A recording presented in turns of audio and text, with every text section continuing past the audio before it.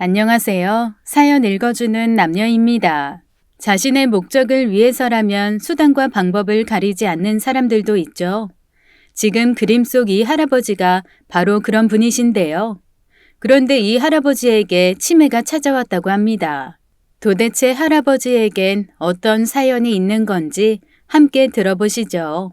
안녕하세요. 저는 40대 초반으로 딸 하나를 키우고 있어요. 결혼한 지 10년이 훌쩍 넘었고요. 친정은 좀 멀리 살고 시댁은 10분 거리에 살고 있습니다. 친구들 보니까 친정 시댁 집안 분위기가 비슷하기도 하더라고요. 저는 좀 다른 집에 시집을 왔습니다. 시부모님 가까이 살면서 놀랄만한 일을 겪어서 펜을 들어봤어요. 여러분은 뭔가에 중독돼 본 적 있으신가요? 너무 깊이 빠져서 헤어나오지 못하는 경험이요. 그게 남들한테 피해주지 않는 거면 괜찮지만 반대의 경우는 큰 문제가 되겠죠. 전 어려서 라면을 그렇게 좋아했습니다. 중학교 3학년 시절에 특히 심했어요. 밥 대신에 늘 라면이 먹고 싶어서 고민했을 정도입니다. 학교에 몰래 생라면을 가져다가 먹기도 했어요. 독서실에서 늦게 온 날엔 한밤중에 몰래 끓여 먹다가 들키기도 했고요. 엄마는 저를 말리다 못해 한 번은 라면을 박스채 사다 주셨어요. 한번 질리도록 먹어보라고요. 너무 좋았죠. 거의 매일 라면을 끓여 먹었는데 신기하게도 어느 순간 딱 질려서 쳐다보기도 싫더라고요. 그래서 저절로 라면을 끊게 됐습니다. 그때부터 라면은 입에도 안 돼요. 저는 먹는 음식에 중독됐었던 거였고 질려서 끊었지만 세상엔 한번 발을 들이면 끊지 못하는 나쁜 것들도 있잖아요. 그걸 잘 피해가면서 사는 것도 행운이자 복인 것 같습니다. 다행히 저는 착한 남편과 결혼해서 지금까지 잘 살고 있어요. 술, 담배도 안 하는 사람이에요. 거래처 회사 사람으로 알고 지내다 결혼했는데 연애를 해보니까 진짜 성실하고 착한 사람이더라고요. 우리 남편 성격이나 행동하는 게 알고 보니 시어머니를 닮은 거였습니다. 상견례하고 결혼 준비하면서 알게 됐죠. 우리 시어머니 인품이 정말 좋으신 분이었어요. 사실 시아버지에 대해서는 잘 몰랐습니다. 남편이 말을 아끼기도 했고요. 그런데 결혼하고 보니까 시아버지가 보통 분이 아니었어요. 완전히 한량이셨어요. 그냥 노시는 거면 또 모르겠는데 집안에서 각종 문제를 일으키시는 장본인이셨죠. 아버님은 젊어서부터 사고를 많이 치셨대요. 술 많이 드시는 건 기본이고 그 때문에 싸움도 많이 벌어진 데다 몰래 도박을 하시기도 했다고 들었습니다. 그런 속사정을 알고 난 후 아버님이 달리 보였죠. 저희 부모님은 도박이며 술은 아예 쳐다보지도 않으셨어요. 아버지는 교직 생활 오래 하시다가 퇴직하셨고 엄마는 동네에서 미술학원을 하셨죠. 그래서 시아버지 얘기를 듣고 많이 놀랐습니다. 저는 도박에 빠진다는 게 어떤 건지 잘 몰라서 남편한테 물어봤어요. 아버님, 도박을 얼마나 하신 거야? 얼마 정도 잃으셨는데? 말도 마. 넌 상상도 못할 거다. 나 중학교 때 일을 잊을 수가 없어. 그런 드라마 본 적 있지? 아버지가 도박해서 한 집안이 하루아침에 망하는 거. 우리 집도 그랬어. 아버지가 집문서며 통장까지 다 가져다가 하룻밤 만에 전 재산을 날린 거야. 그때도 어머니가 식당 하면서 힘들게 돈 벌고 나 키우고 있었는데 아버지가 그럴 줄은 정말 몰랐어. 세상이 다 무너진 것 같더라. 하룻밤 만에? 아버님, 진짜 도박을 심하게 하셨네. 심하다 뿐이야. 나도 나지만 어머니가 고생을 많이 하셨어. TV나 영화 같은 데서 도박하는 거 나오면 지금도 나 못 보잖아. 옛날 생각나서. 아버지 그러시는 거 어린 나이에도 이해가 안 되고 남들한테 말하기도 부끄럽더라고. 아버지 때문에 일찍 철이 들었다고 해야 하나? 술에 도박에 좋지 않은 것들만 하시는 아버지 때문에 제 남편과 시어머니는 아주 힘든 시절을 보냈다고 합니다. 남편은 고등학교 때부터 햄버거 집에서 아르바이트를 하면서 공부를 했대요. 어머니는 그때 식당을 하셨는데 아버님이 전 재산을 날린 뒤로는 그 식당도 남에게 넘어가고 여러 식당에서 하루 종일 일하셨다고 합니다. 주무시는 시간 빼고는 계속 일만 하셨대요. 정말 고단한 인생을 사셨던 거였죠. 남편도 어머니 고생하시는 거 알고 군말 없이 착하게 학교 다니면서 일찍부터 아르바이트를 했더라고요. 그런 대단한 이야기를 들었는데도 처음부터 다 믿기진 않았어요. 그런데 제가 살아보니까 알겠더라고요. 시아버지의 한량기는 20년이 지나도 고쳐지지 않았습니다. 남편이 제대해 취업하고 장가들어 자식까지 보는 동안에도 아버님은 일도 안 하시고 생전 생활비 한번 안 가져다 주셨대요. 남편은 아주 진저리를 쳤죠. 우리 아버지 돈 쓸 줄만 알지 이런 벌어본 적도 없어. 도박에 술에 나쁜 건 다 하고. 이런 말 좀 그렇지만 우리 엄마랑 내 등골만 빼먹으면서 사셨다고 해도 과언이 아니야. 누군들 자기 부모 욕하고 싶겠어요. 남편은 속에 울분이 많이 쌓인 것 같았죠. 그래도 남편이 엇나가지 않고 잘 큰 게 전 너무 대단해 보였어요. 거기서 당신까지 엇나갔어 봐. 어머님 더 힘드셨을 텐데. 그래도 모자가 똘똘 뭉친 게 어디야. 삐뚤어지는 것도 사치였어. 밤낮 없이 일하고 고단하게 잠든 어머니 보면 눈물이 나더라. 어머니 때문에 공부 열심히 하고 아르바이트도 죽어라 한 거야. 아버지 술에 도박에 그렇게 사는데 나까지 망가져봐. 어머니 어떻게 사셨겠어. 아버님이 어머니 식당 일이라도 도와주셨으면 좋았을 텐데. 왜 그러셨지? 이제라도 어머님한테 잘하셨으면 좋겠다. 저희 시아버지는 체격도 좋으시고 힘도 세셨어요. 성격도 불같으셨죠. 제가 좋게 말해서 씨름 선수 같다고 했지만 젊어서 한때는 깡패라는 소리도 많이 들으셨대요. 반면 어머니는 성격이 원래 온화하고 순하셨다고 했습니다. 남편도 그런 어머니 닮았고요. 그래서 아버님이 재산 다 날리고 나쁜 행동 하시고 다녀도 크게 대항해 보지 못했던 것 같아요. 아버님 때문에 바람 잘 날 없어도 남편과 시어머니는 그 폭풍 후 비바람 다 묵묵히 참고 살아오신 거죠. 사실 저도 결혼해서 아버님 얼굴 보기가 좀 어려웠어요. 눈도 부리부리 하시고 인상이 거칠다고 할까 좀 무섭더라고요. 그런데 한 3년 전부터 변화가 생겼습니다. 제가 결혼한 지 10년 차 되던 해부터 집안 분위기가 달라지기 시작했죠. 시아버지 연세 65 무렵부터였던 것 같아요. 기가 서서히 꺾이시는 게 제 눈에도 보였죠. 물론 처음부터 눈치챈 건 아니에요. 하지만 시간이 지날수록 점점 더 확실해졌어요. 아버님이 어머님 눈치를 많이 보시게 됐죠. 5, 60대에는 남자나 여자나 성호르몬이 확 줄어든다는 얘기를 들었어요. 우리 시부모님도 그러신 것 같았습니다. 이때부터 아버님은 괄괄하시던 성격 다 빠지고 수더분해지셨어요. 그 좋았던 체격도 변하셨죠. 근육도 빠지시는 것 같고 목소리도 작아지시고요. 전에는 목소리가 정말 크셨거든요. 반면에 시어머니는 목소리도 엄청 커지시고 괄괄해지셨죠. 그 순하시던 분이 벌컥 화도 잘 내시고요. 이렇게 두 분의 상황이 바뀌면서 전세가 역전됐습니다. 어머님은 생전 안 하던 말씀을 팍팍 하시더라고요. 우리 부부가 있어도 상관하지 않으셨어요. 전에는 엄청 조심하신 편이었거든요. 순한 양을 데려다가 사나운 호랑이를 만든 건 다 네 시아버지야. 내가 언제부터 이렇게 억세졌다고. 먹고 살려니 어떡해. 독해져야지. 아유, 그때 내가 시집 오질 말았어야 해. 어려서 뭣도 몰라서 왔지. 지금만 같아봐 어림도 없지. 애들 있는데 못하는 소리가 없네. 식혜 남은 거 없어? 뚫린 입 가지고 말도 못해요. 식혜 애들 싸줄 거밖에 안 남았어요. 어제도 한 통 다 마셔놓고 또 찾아요? 나이를 생각해야지. 당뇨 위험 수준이라는 거 잊었어요? 당신이 뭐 한창 땐 줄 알아요? 그렇게 달게 먹으면 큰일 난다고 했어요? 안 했어요? 도무지 말을 들어야 말이지. 시아버지는 어느새 기가 팍 꺾이셨고 시어머니한테 잡혀 살게 되었습니다. 전 이런 변화가 너무 신기하기도 하고 당황스럽더라고요. 남편도 그걸 느끼는지 궁금해서 한번 물어봤어요. 여보, 아버님 몰라보게 순해지신 것 같지 않아? 나 결혼해서 처음 왔을 때 아버님 진짜 무서웠는데 지금은 달라지셨어. 나만 느껴?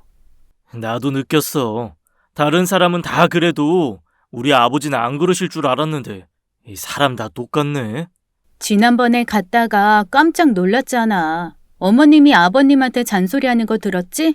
어머님, 이제는 참지 않으신댔어. 하고 싶은 말씀 다 하시더라. 아버님은 한마디도 못 하시고. 우리 어머니 아버지 앞에서 큰 소리 한번 못 내셨는데 진짜 세월이 약인가 보다. 어머님이 그러셨잖아. 순한 양이었는데 사나운 호랑이 됐다고. 그 말 듣는데 난 좀 마음 아프더라. 격정의 세월이었잖아. 아버님 술에 도박에 얼마나 고생하셨어? 이제 속 얘기 마음껏 하시려나 봐. 화도 막 내시고. 보기 안 좋아도 네가 이해해. 어머니가 그러는 거 나 말리기 싫어. 너무 오래 참고만 살아오셨거든. 이제라도 그렇게 하셔야지. 그렇게 시어머니는 집안의 우두머리로 우뚝 서게 되셨죠. 그리고 사건이 벌어졌어요. 집안의 여왕벌이 되신 어머님이 아버님께 금주령을 내리게 된 겁니다. 아버님은 한 달 전에 술을 드시고 고주망태가 돼서 집에 오셨어요. 성격이 수더분해지셨어도 여전히 술 좋아하시는 건 못 고치셨죠. 아이고 이 양반아, 어디서 이렇게 마시고 들어왔대? 술에 쩔었네 쩔었어. 저희 부부는 그날 시댁에 자러 왔어요. 다음 날이 어머님 생신이셨거든요. 아침에 생신상 차려드리려고 기분 좋게 왔는데 아버님 술주정 하시는 걸 보게 된 거죠. 비틀거리면서 들어오신 아버님의 발에 신발이 없더라고요. 어디 밖에다 벗어두신 건지 잃어버리신 건지 알 수 없었죠. 아니 얘, 이게 무슨 냄새냐? 그러게요 어머니. 이거 무슨 똥 냄새 아니에요? 어떡해. 아버님 양말에 똥 묻었나 봐요. 뭐야? 아니 이 양반 신발은 어디에 두고 양말만 신고 들어왔어. 어디서 똥 밟았나 보네. 개똥. 어머님은 기겁하시고 아버님을 끌어안치려고 하셨어요. 그러나 아버님은 너무 취하셨는지 기분이 좋으셨습니다. 노래를 부르시고 춤을 추시면서 온 집안을 다 헤집고 다니셨죠. 거실이며 부엌할 것 없이 똥이 찍혔어요. 냄새가 정말 지독했습니다. 가만히 못 있어요. 양말에 똥 묻히고 들어와서 뭐 하는 거야? 이거 봐요. 가만히 있으라고요. 아이고, 기분 좋다. 한 세상 이렇게 신나게 놀다 가면 그만이지. 아이, 노세. 젊어서 놀아. 아버님은 좋아하시는 노래를 부르시면서 춤을 추셨어요.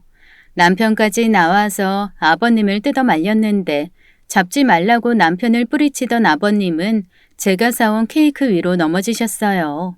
다음 날 어머님 생신상 위에 올리고 촛불 켜려던 그 케이크가 아버님 때문에 다 뭉개졌죠. 설상가상으로 아버님은 그걸 발로 막 밟으셨어요. 뭐가 이렇게 푹신하고 미끄러워? 아이고 좋다. 아버님, 그거 어머님 케이크인데. 여보, 아버님 좀 말려봐. 아버지 정신 좀 차리세요. 진짜 미치겠네.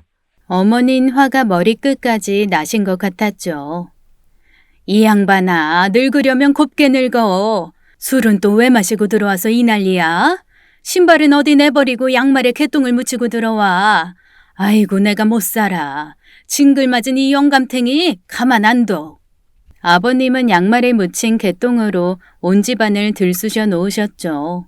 냄새가 말도 못하게 지독했어요. 남편이 겨우 아버님을 잡아서 양말을 벗겼고 옷을 갈아입혀 드리고 씻긴 다음 주무시게 했죠. 저는 락스를 찾아서 집안 곳곳을 청소하기 시작했습니다. 아버님 때문에 뭉개진 케이크도 버리고요. 정말 속상하더라고요. 특별히 비싼 데서 맞춘 케이크인데 아까워 혼났어요. 그 난리통에 어머님은 냉수 한 컵을 들이키시더니 이러셨죠.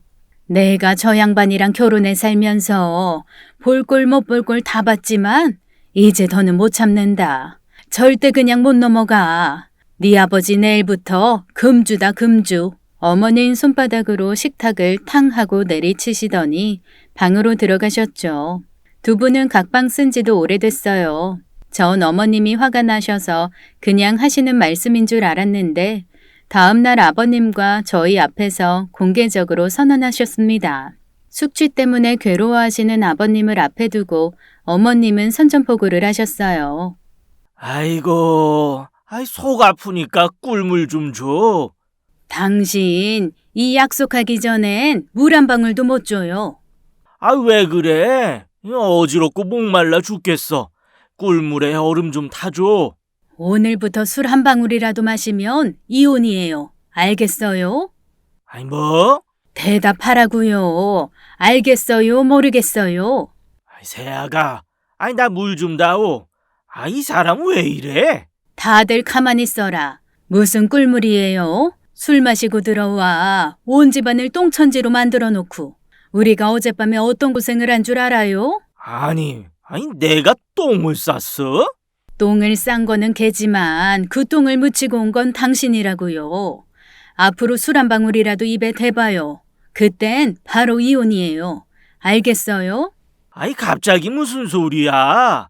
내가 어제 술 마시고 실수한 것 가지고 좀스럽게 왜 그래? 좀스럽게? 말 다 했어요? 나처럼 마음이 태평양처럼 넓은 여자가 세상에 어디 있어요? 도박 빚으로 집이랑 식당 날려먹고 여태 먹고 살게 해준 게 누구예요? 이날이 때껏 고생시킨 늙은이랑 살아주는 나 같은 여자가 어디 있냐고요. 이제 나 못 참아요. 한 번만 더 술 마시고 고주망태 돼가지고 오면 바로 그날이 당신이랑 나 끝장나는 날인 줄 알아요. 애들 앞에서 할 말 못할 말이 따로 있지. 너무 심한 거 아니야? 심한 건 당신이지 내가 아니고. 또 술 마시기만 해봐요. 엄동설 안에 팬티 한 장만 주고 집에서 내쫓을 거니까. 알았어. 술 안 먹으면 될 거 아니야. 치사하고 더러워서 원.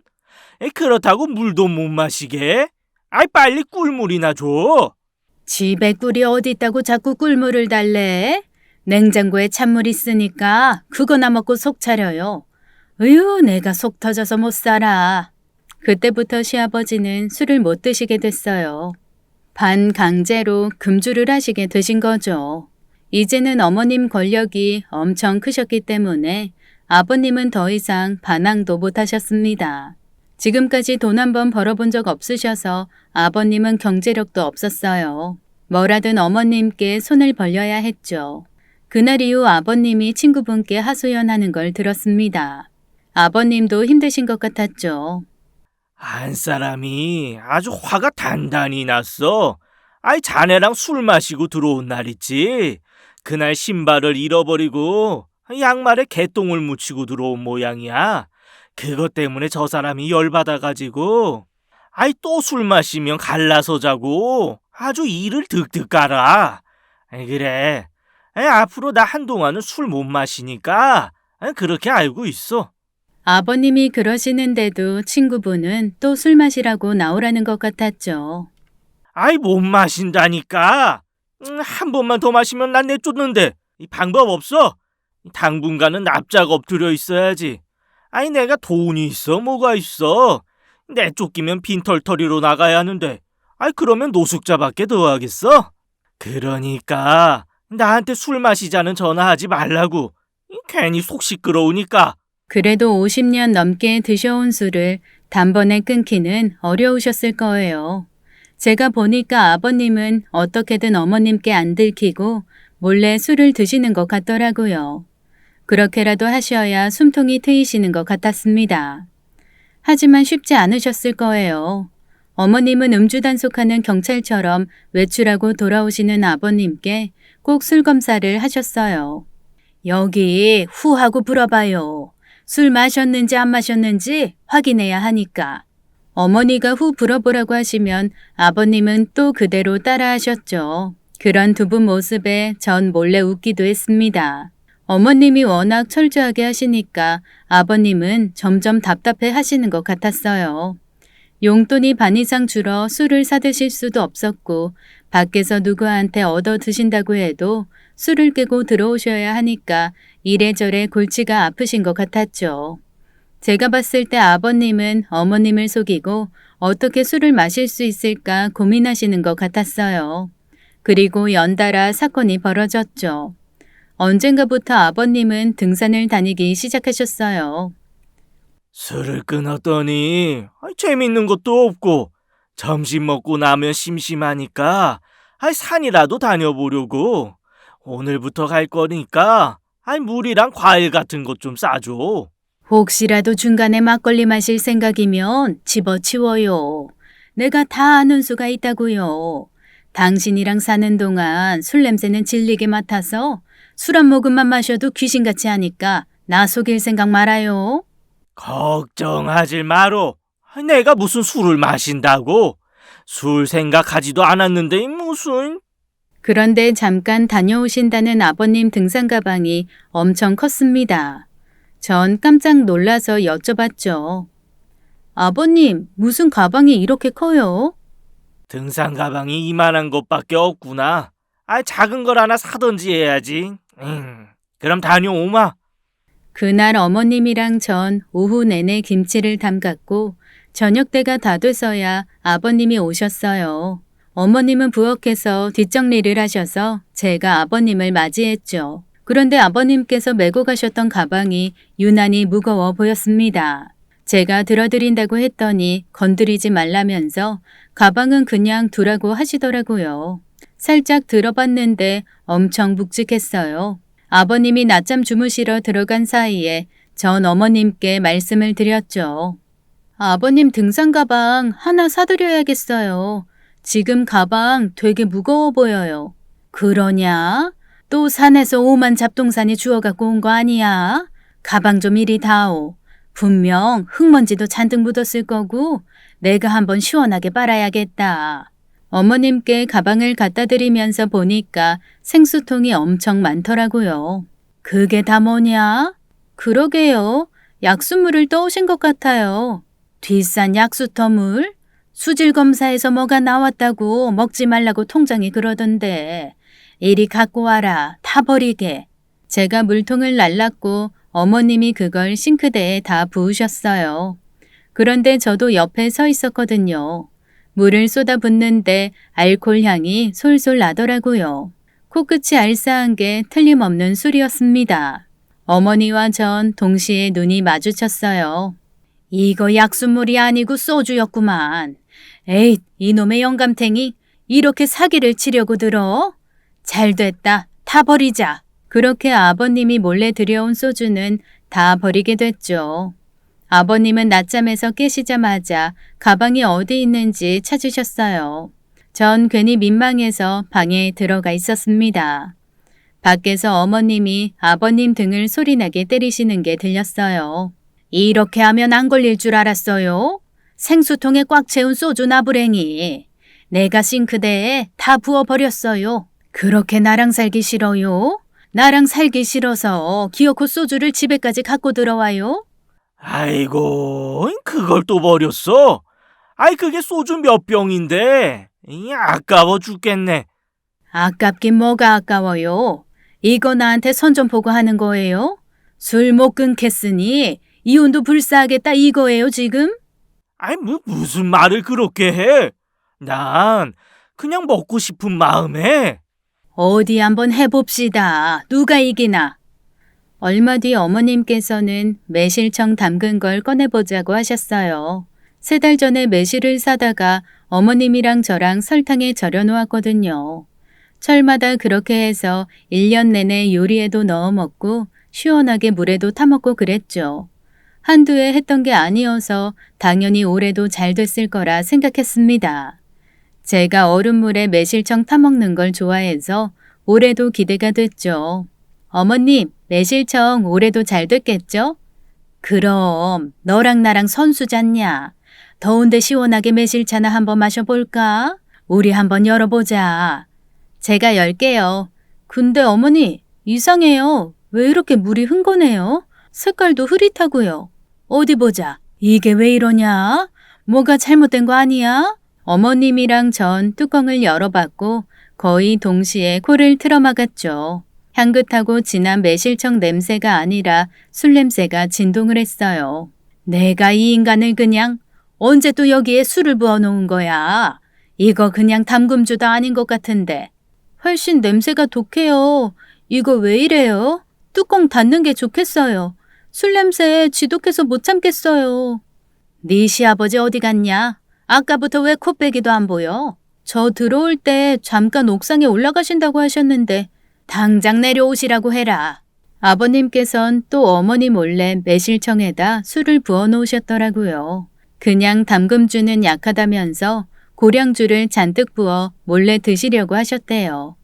어머니 미련 없이 술은 다 따라버리고 아까운 매실들도 다 버렸습니다.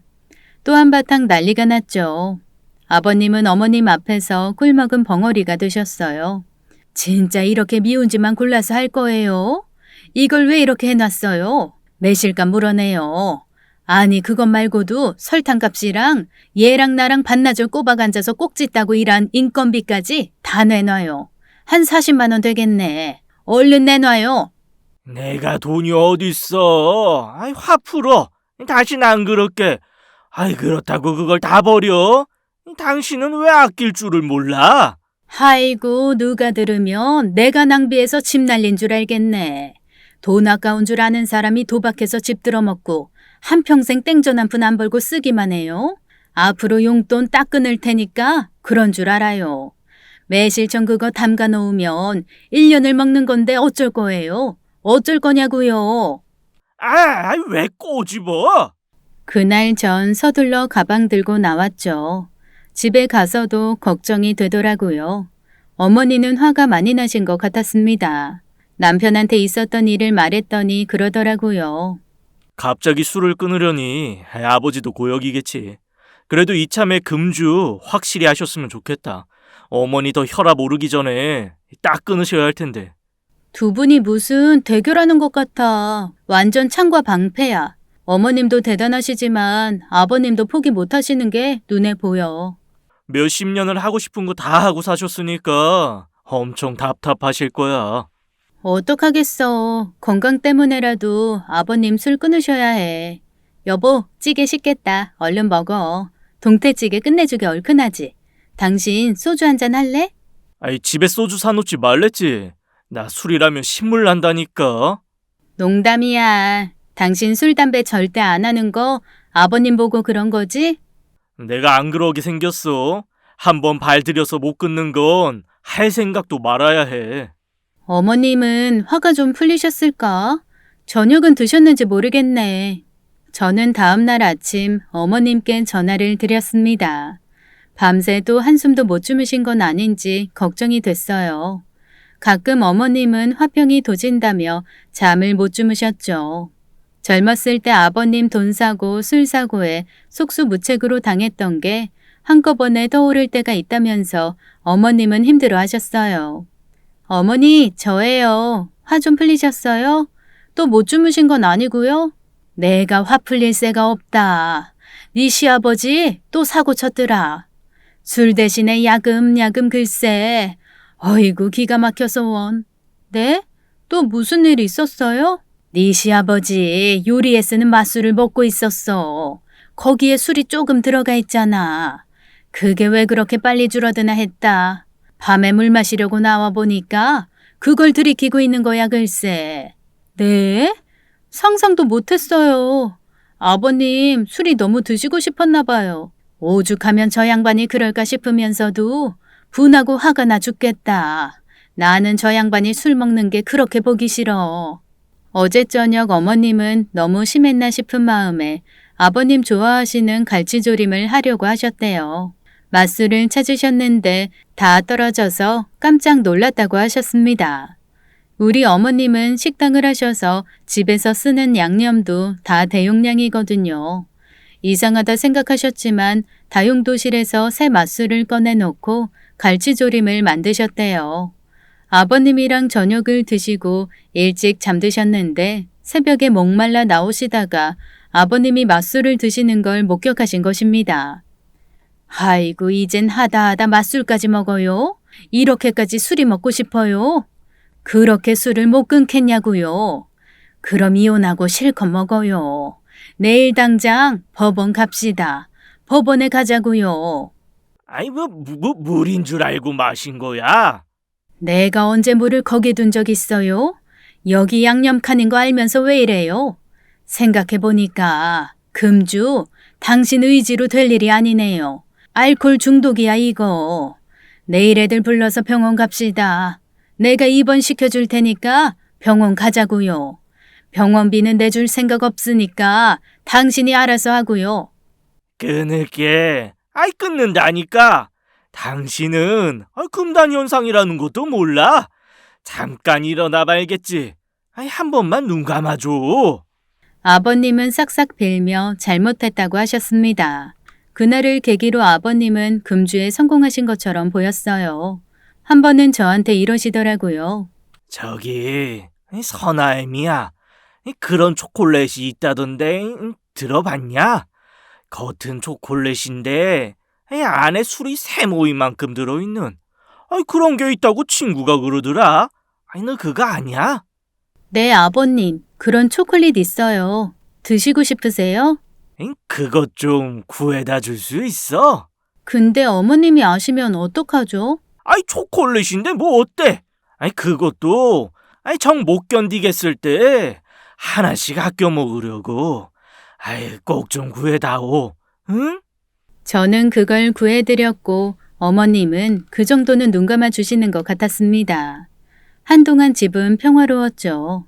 결국 어머님 뜻대로 되신 것 같았어요. 그런데 평화는 오래가지 못했습니다. 아버님이 어느 날부터 밤에 나가셔서 아침에 들어오기 시작하셨어요. 저와 남편은 그 소식을 듣고 깜짝 놀랐죠. 잠잠하더니 또 속썩인다며 어머님은 분통을 터뜨리셨습니다. 그러면 그렇지. 어째 조용하다 했어. 이 양반 밤도깨비처럼 나가서는 해가 중천에 떴을 때 들어오는구나. 기가 막혀서 원. 아침에 혹시 술 취해서 들어오셨어요? 그건 아닌데 영수상 적어. 이따 저녁 때 상현이랑 집에 좀 올래? 자식들 앞에서 거짓말 하겠니? 내가 물어보면 또 딱 잡아 뗄 것 같아서. 전 퇴근하는 남편 데리고 시댁에 갔어요. 어머님은 또 시작이냐며 아버님을 나무라셨죠. 그런데 아버님이 이렇게 말씀하시는 거였습니다. 모르겠어. 당최 기억이 안 나. 내가 뭐라고 왔는지 나도 궁금해요. 뭐라고요? 아니 기억이 안 날 정도로 술을 왜 또 퍼마셨어요? 그러다가 길바닥에 쓰러지면 그대로 저 세상 가는 거라니까. 술은 한 방울도 안 먹었다니까. 당신도 그랬잖아. 술 냄새도 안 나는데 이상하다 그랬어, 안 그랬어? 그랬긴 그랬죠. 시아버지는 정말 얼떨떨한 표정을 지으셨어요. 어머님은 혹시 도박을 했나 의심해봤지만 아버님껜 그럴 돈도 없으셨대요. 아버님 용돈은 일주일에 2만 원밖에 안 되셨죠.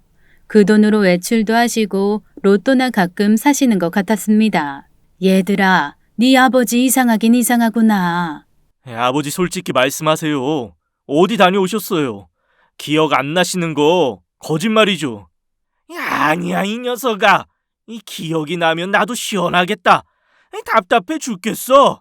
어디 다녀온 것 같긴 한데 필름이 끊긴 것처럼 기억이 안 나. 여보, 내가 뭐라고 하면서 나갔어?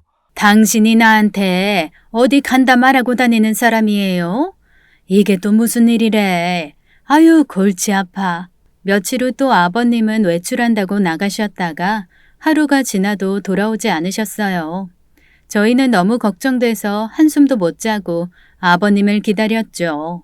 다음날 경찰서에서 연락이 왔어요. 저희 아버님을 모셔가라는 거였어요. 아버님이 집을 못 찾겠다고 하시면서 경찰서에 찾아갔다는 얘기였죠. 그런 일까지 겪자 저희 가족들은 심각성을 느꼈어요. 아무래도 시아버지께서 치매에 걸리신 게 아닐까 그런 생각이 들었죠. 시아버지께서 또 집을 나가시면 큰일이 날 것 같았습니다. 하지만 다들 일을 하고 있어서 어쩌면 좋을지 고민이 됐죠. 제가 며칠은 휴가 낼 수 있어요. 지금 당장은 제가 아버님 곁에 있을게요. 너무 걱정 마세요. 고맙다, 에미야.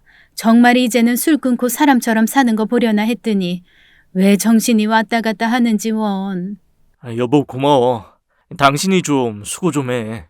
알았어. 너무 걱정하지 마. 내가 아버님 잘 살펴볼게.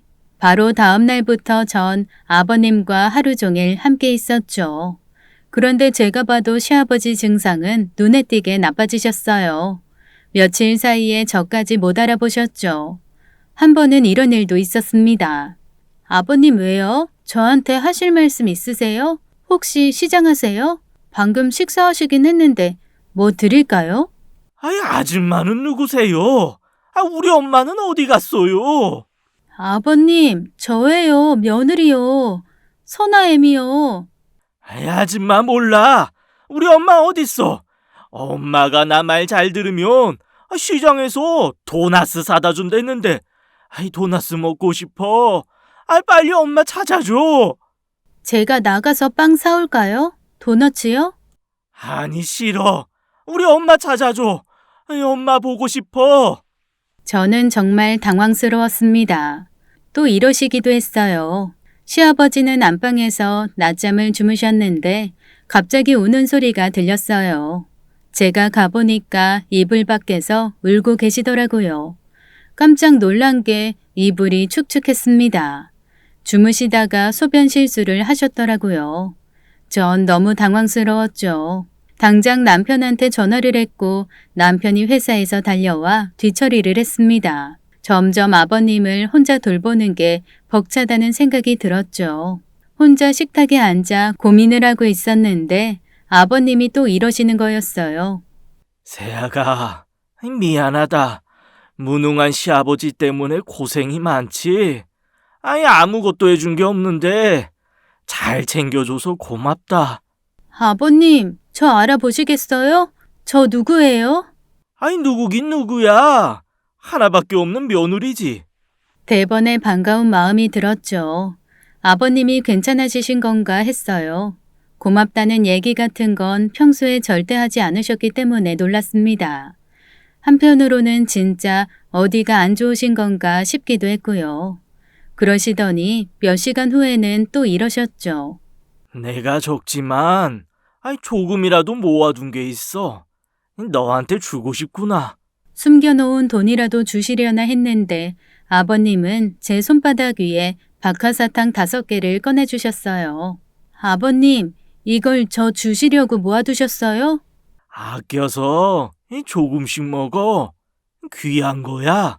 저는 아버님께서 진짜 아프신 거라고 확신했습니다. 그렇게 3일 동안 시아버지의 치매를 확인할 수 있었어요. 휴가를 다 쓰고 출근하기 전날 저는 가족들에게 뭔가 대책을 세워야겠다고 말했습니다. 치매가 확실해 보이기 때문에 그냥 두면 안 될 것 같았어요. 또 밖에 나가셔서 길을 잃거나 다른 일이 벌어질 것 같았죠. 아버님, 혼자 두면 안 될 것 같아요. 이러다 정말 큰일 나겠어요. 큰일이다. 나도 프로젝트 때문에 휴가 못 냈는데 당장 내일 간병인 구하는 것도 어렵고. 이게 무슨 일이라니. 나갈 돈이 천진데 식당 문을 닫을 수도 없고. 안 되겠다. 밖에서 문을 잠글 수밖에 없겠다. 어떻게 그래요? 혼자 계시다 무슨 일 나면 어떻게 하죠? 나가서 길 잃고 헤매는 것보다 낫지 않겠어? 당장 하루 이틀은 어쩔 수 없으니까. 일단 그렇게 하고 앞으로 어떻게 할지 의논을 해보자. 우린 결국 회의 끝에 아버님 계신 집에 자물쇠를 걸어두기로 했습니다. 안에서는 열 수 없게 하고 집안에 있는 위험한 물건들은 다 치웠어요. 차차 돌봐주실 분을 구하거나 방법을 찾고 집에 CCTV도 달기로 했죠. 그러나 하루 이틀 사이에 아버님 상황은 더 나빠졌어요. 혼자 화장실 가시는 것도 식사하시는 것도 점점 어려워하셨죠. 남편과 함께 집에 가보면 늦은 시간 어머님이 엉망이 된 집을 치우고 계셨습니다. 결국 아버님을 병원에 모시고 가게 됐고 통원 치료를 하게 됐어요. 그러던 어느 날 어머님이 잔뜩 화가 나셔서 전화를 하셨죠.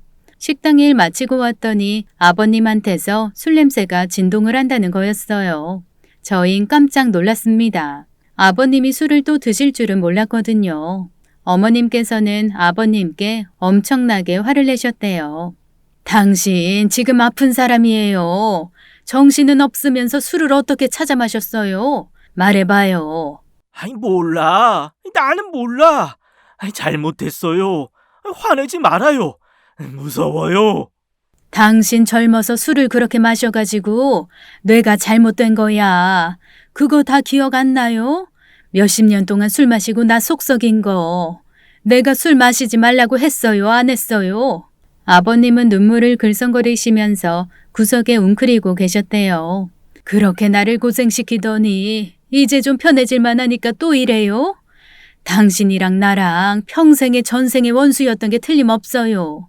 왜 이렇게 날 고생시켜? 내가 편하면 약이 올라요? 나도 좀 편하게 삽시다. 아이고, 억울해 죽겠네.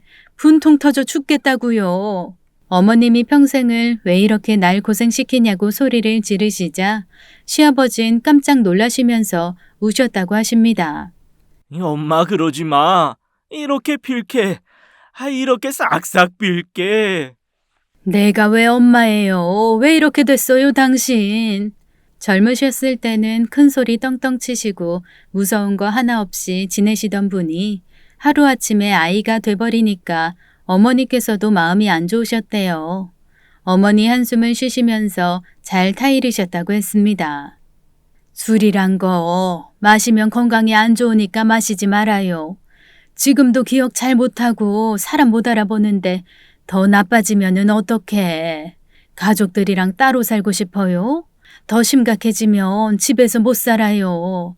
나도 일 나가고 애들도 먹고 살아야지. 알겠어요? 내 말 알아들어요? 네, 미안해요, 엄마. 화 풀렸어요? 화 안 낼 거예요? 평소 무서워요. 화내지 말아요. 저와 남편도 그 소식을 듣고 마음이 무거웠습니다.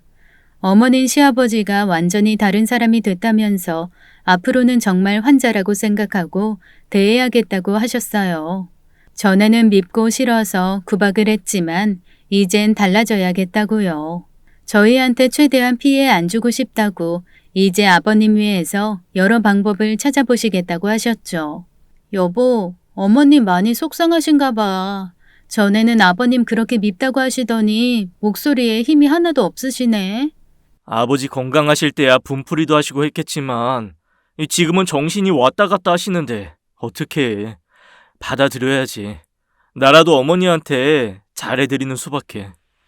생각하면 어머니도 안 되셨어. 평생 고생만 하시고 이제 좀 큰 소리 치면서 사시나 했더니 바로 다음 날 퇴근하고 오는 길에 어머님을 만났어요. 저쪽에서 힘없이 걸어오시는데 마음이 짠해서 혼났습니다. 전 어머니한테 달려가 팔짱을 쏙 꼈어요. 어머니, 우리 단팥죽 한 그릇 먹고 갈까요?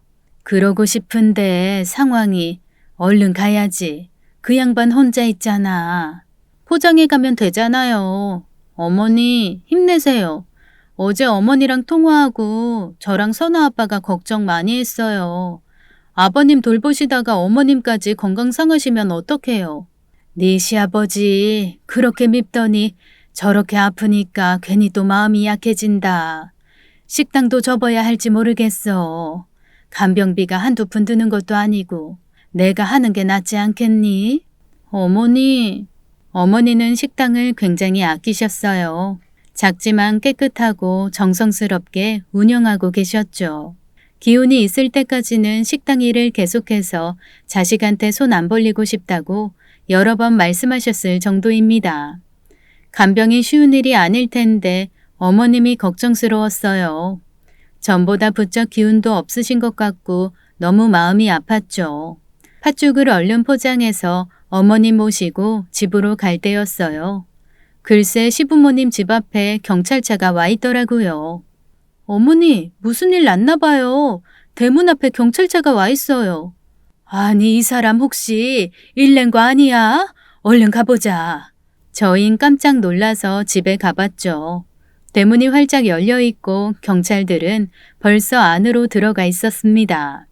그랬는데 경찰이 자물쇠를 부수고 들어가는 게 보이더라고요.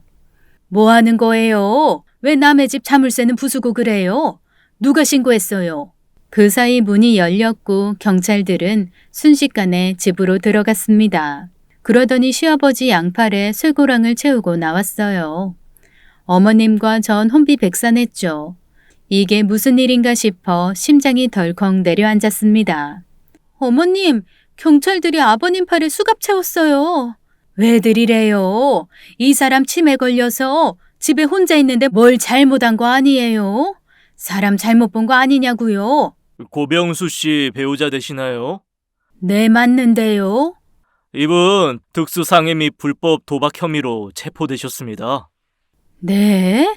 불법 도박, 특수상해요? 믿을 수가 없었습니다. 아버님은 분명 편찮으셔서 계속 집에만 계셨는데 무슨 얘긴지 이해가 되지 않았죠. 어머님은 털썩 주저앉으셨습니다. 얼굴이 백지장처럼 하얗고 꼭 기절하실 것만 같았어요. 어머니, 정신 놓으시면 안 돼요. 제가 선아 아빠한테 전화할게요. 어머니, 정신 차리세요. 이게 무슨 일이냐? 경찰이 하는 말 들었어? 불법 도박? 상해? 선아애미야, 왜 이렇게 어지럽냐? 왜 세상이 빙빙 돌아? 전 너무 겁이 나서 남편한테 전화해 상황을 알렸습니다.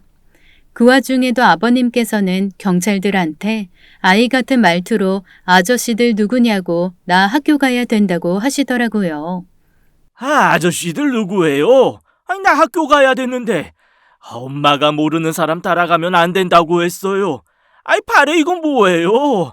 엄마, 아니, 나 좀 살려줘요. 엄마, 나쁜 사람들이 나 데려가요. 고병수 씨, 연기하지 마세요. 다 알고 왔어요. 먼저 체포된 정명진, 그 사람이 다 실토했어요. 치매인 척 가족들 속이고 집에 숨어 있다는 거 알고 왔다고요. 경찰들이 아버님한테 연기하지 말라고 막 화를 내더라고요. 전 순간 기가 막혀서 할 말을 잃었죠. 분명히 경찰들이 이렇게 말했어요. 아버님이 치매인 척 우리를 속였다고요. 어머님도 그 얘기 듣고 저와 눈이 마주쳤죠. 아버님은 경찰차에 연행들 가셨고 어머님과 전 택시를 잡아 타고 뒤따라갔습니다. 가보니까 남편이 먼저 도착해 있더라고요. 여보, 이게 무슨 일이야? 어머니 괜찮으세요? 경찰들이 아버님 수갑 채우고 데려갔어. 그리고 여보, 경찰 하는 말이 너무 기가 막혀. 아버님이 치매인 척 연기를 하셨대. 우리를 다 속였다면서 막 혼내더라고. 뭐?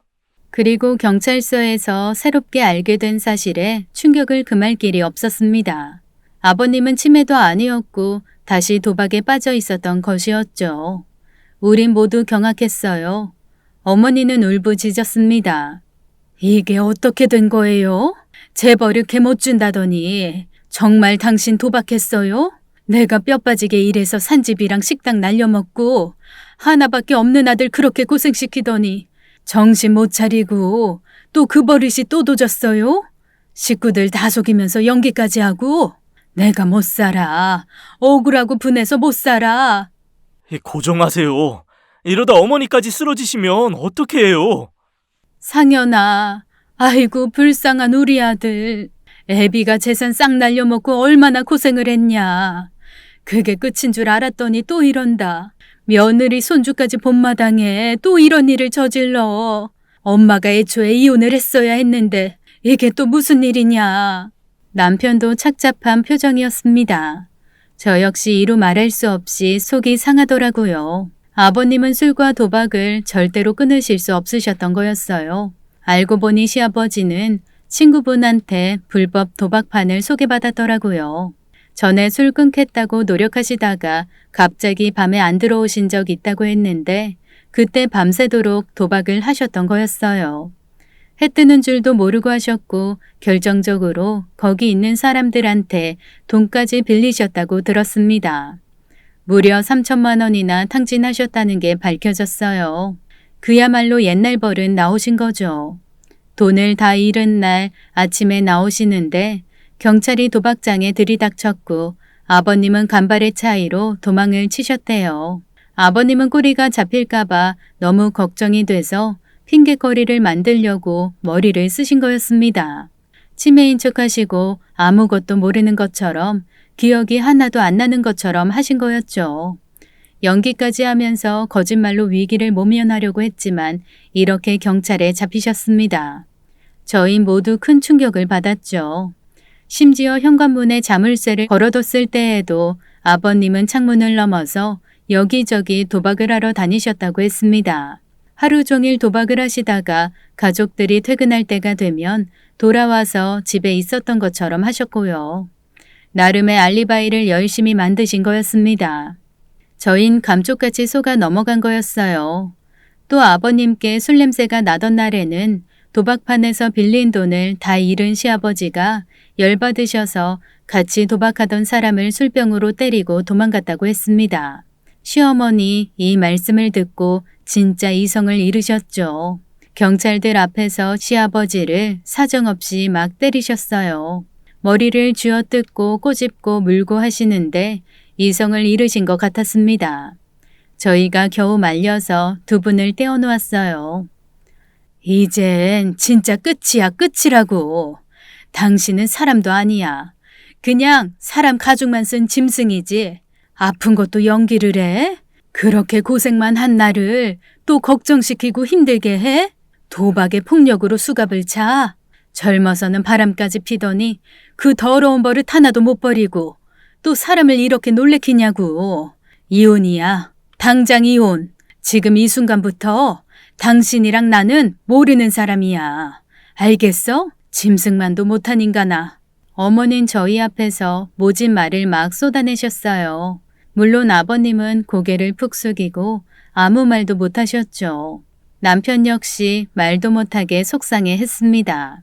아버지, 어떻게 이러실 수 있어요? 저랑 어머니랑 어떻게 살았는지 뻔히 아시면서 끝까지 이러실 수 있어요? 저도 두 손 두 발 다 들었어요. 이제 전 아버지한테 조금도 희망이 없고 아버지 없는 걸로 치고 살게요. 지긋지긋한 부모 자식 연도 끊어내자고요. 죗값 달게 받으시고 앞으로 저 찾지 마세요. 아시겠어요? 자신이 버림받을 거란 생각이 드셨는지 아버님은 무릎을 꿇고 비시더라고요. 잘못했다고 마지막 실수였다고 제발 용서해달라고 하셨죠. 여보, 얘들아, 나 버리지 마. 나 이번에 들어가면 징역 살 텐데 옥바라지는 해줘야지. 아니, 변호사라도 돼줘야지.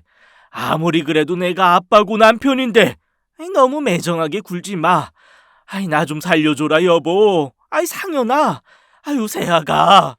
꿈깨. 당신한텐 이런 한 푼도 쓸 수 없어. 변호사? 옥바라지? 그걸 나한테 왜 바래? 우리 이사 갈 거고 전화번호도 싹 바꿀 거야. 당신이랑 일절 연락 안 할 거니까 죽이 되든 밥이 되든 당신 혼자 다 감당해요. 우리가 무슨 죄가 있어. 그저 마음 약해 빠진 거 그거 하나 잘못이지. 사람 같지도 않은 당신이란 인간이랑 애저녁에 헤어졌어야 했는데. 가자 얘들아. 여보, 어디가? 상현아, 선아엠이야. 그렇게 시아버지는 징역 1년을 선고받았습니다. 어머님은 경찰서에서 나온 그 순간부터 아버님 관련된 일에 완전히 신경을 끄셨어요. 변호사도 안 써주시고 아무것도 챙겨주지 않으셨죠. 남편과 저한테도 일절 신경 쓰지 말라고 하셨고요. 두 분은 결국 황혼 이혼을 하셨습니다. 아버님의 치매 연기 또다시 손댄 도박이 결정타였죠. 개과천선한 줄 알았던 아버님께 그렇게 배신을 당하고 어머님 마음은 완전히 돌아서게 됐어요.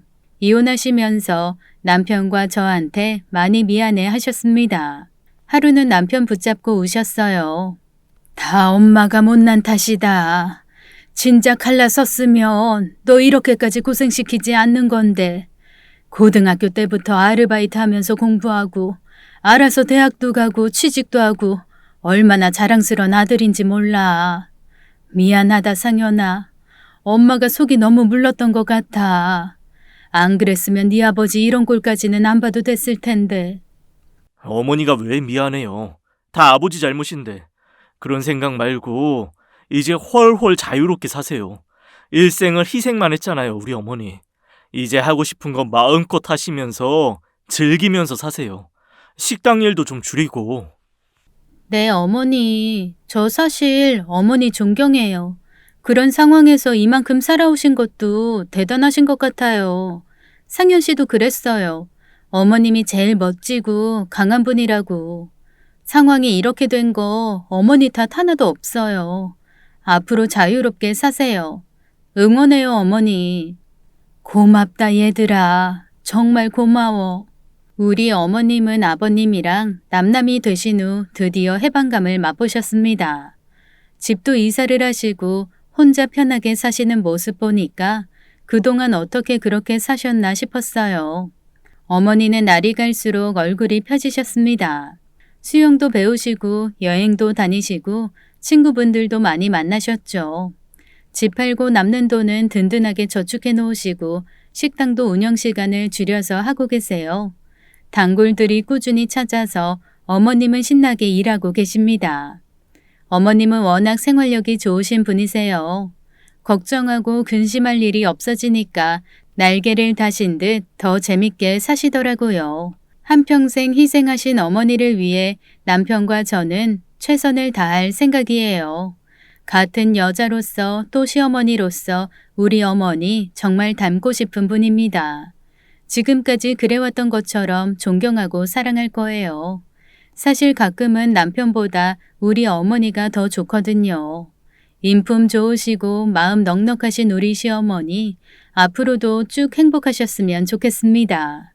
제 사연은 여기까지입니다. 긴 이야기 들어주셔서 감사해요. 생활력도 있고 마음씨 너그러우신 시어머니, 착한 심성에 마음 약한 시어머니 성격 탓에 엇나가는 남편을 너무 오래 참아준 것 같습니다. 그동안 너무 고생 많은 인생을 사셨지만 자식 며느리의 존경을 받고 사시는 걸 보면 반쯤은 성공한 인생인 것 같네요.